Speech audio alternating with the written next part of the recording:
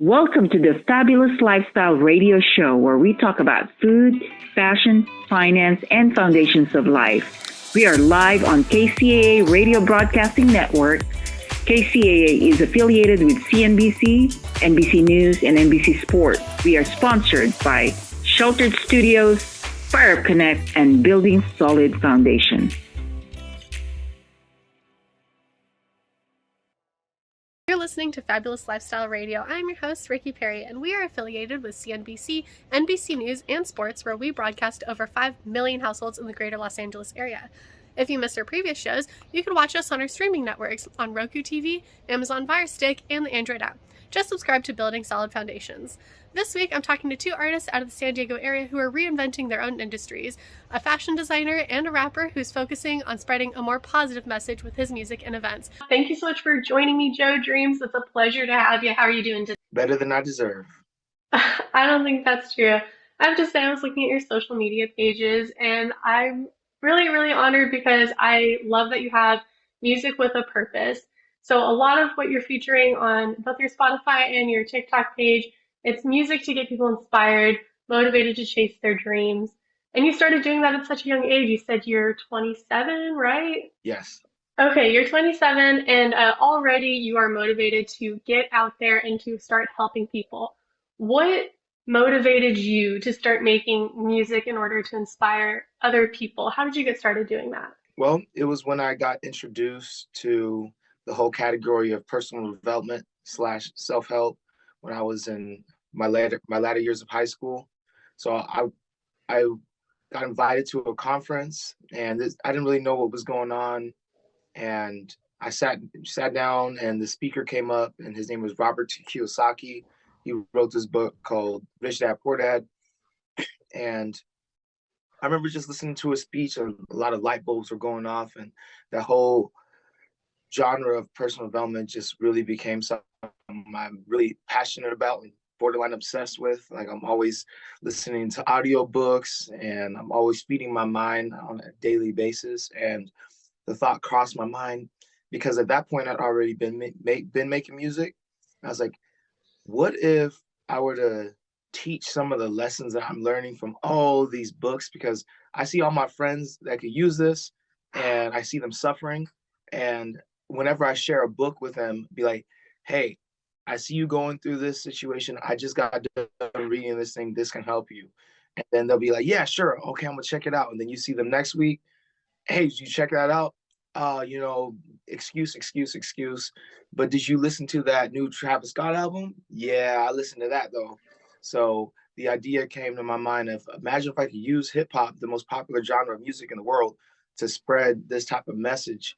And, what kind of impact would that have on the younger generation, and everything like that. So that's one of the reasons why I decided to do that. So LiveJoeDreamz is pretty much the marriage of self-help, personal development, and my passion for hip hop music. That's really inspiring. You took your passion for self-help and made it more digestible for the people around you, right?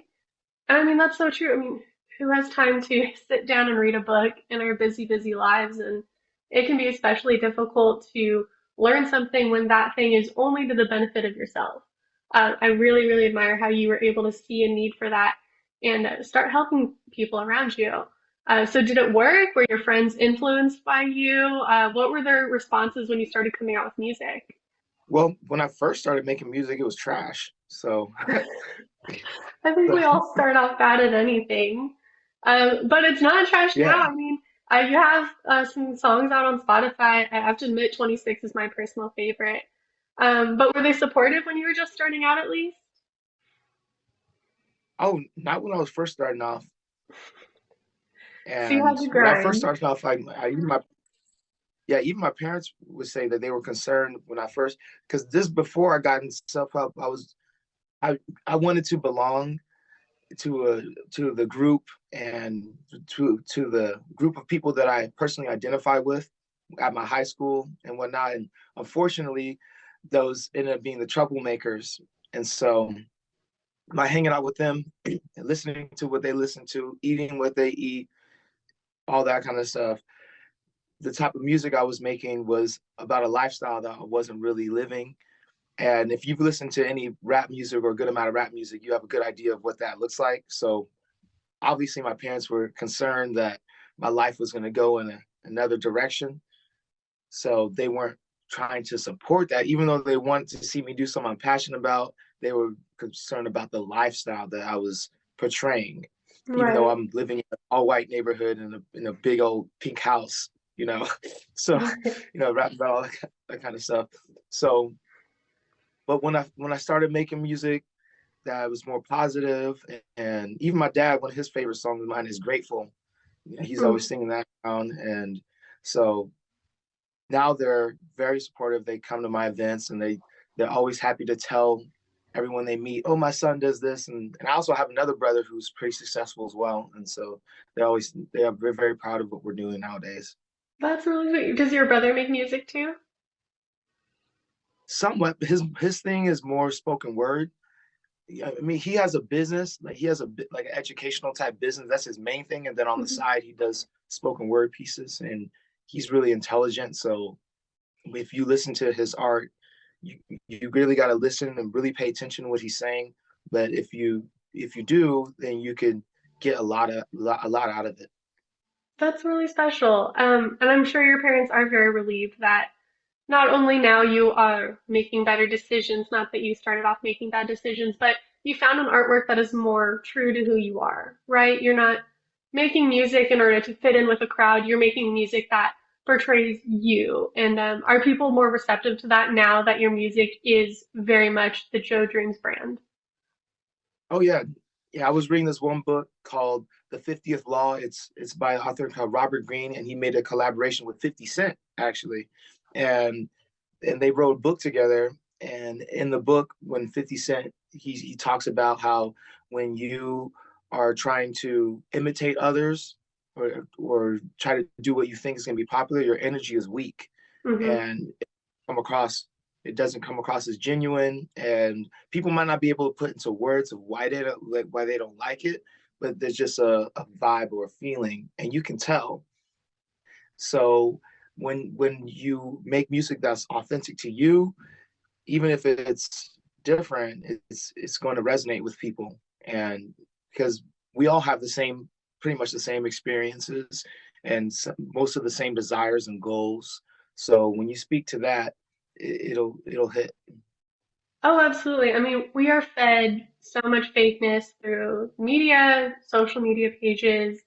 It's always very refreshing to see someone that is genuine and real. And even if their artwork doesn't necessarily align with your interest, there is just something very refreshing to see, like to have that connection, that human experience with someone.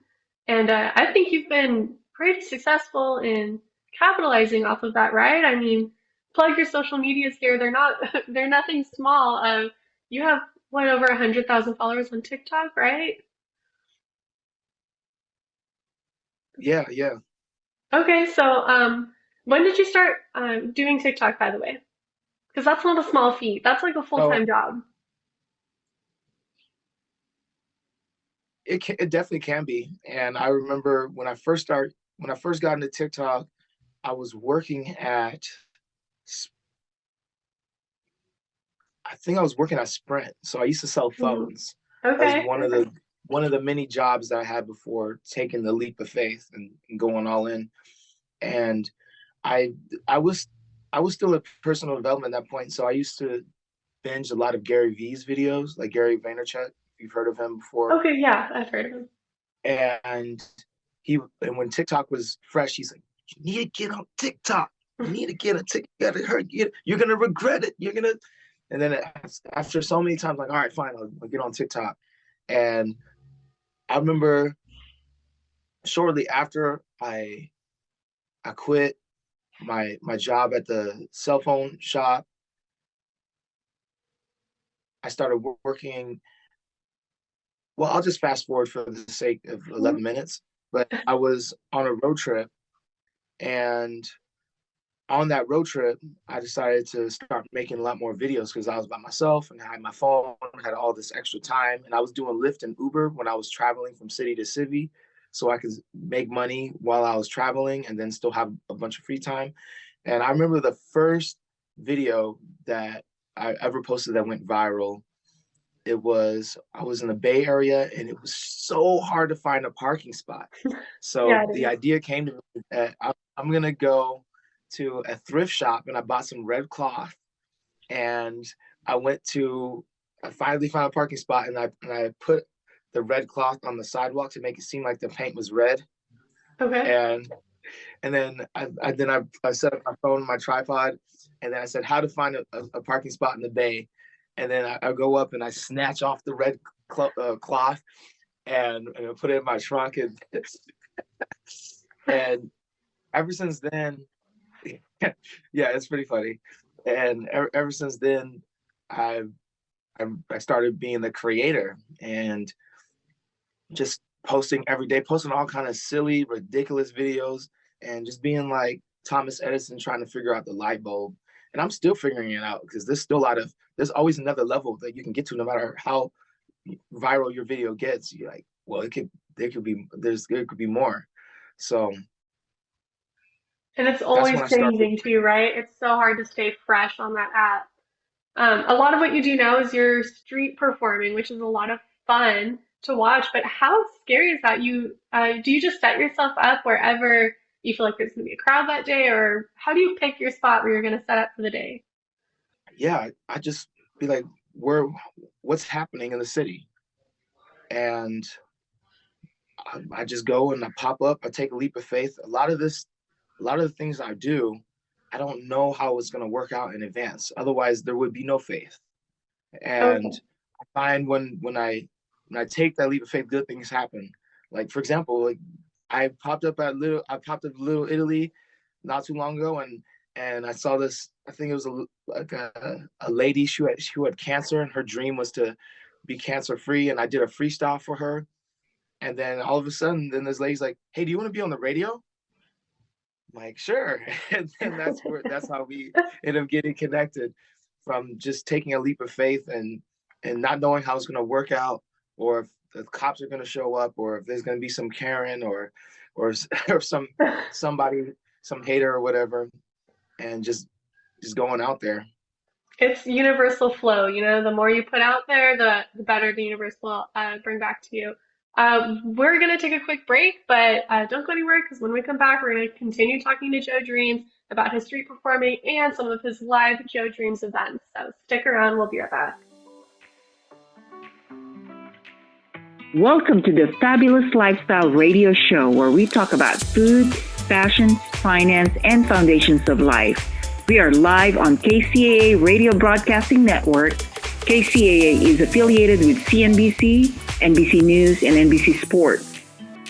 We are sponsored by Sheltered Studios, Fire Connect, and Building Solid Foundation.